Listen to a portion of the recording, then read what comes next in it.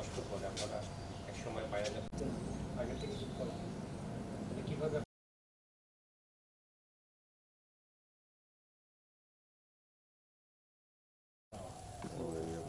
এটা আবার কি ক্লোজ নেই ক্লোজ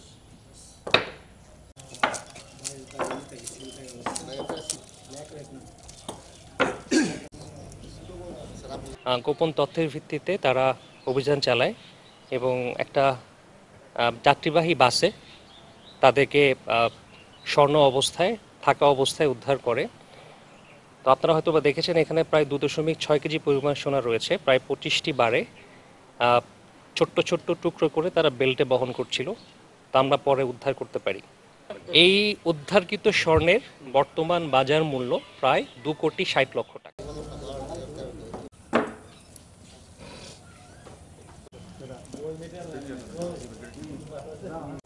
দাঁড়ান একটু করতেছি ছবি তো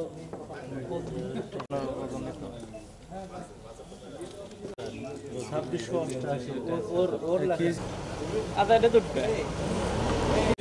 আমাদের আশা লাগে এখানে এক্সপার্ট হইলে আছে কোথায় থেকে কোথায় যাচ্ছে যে আর পরিবহন ঢাকা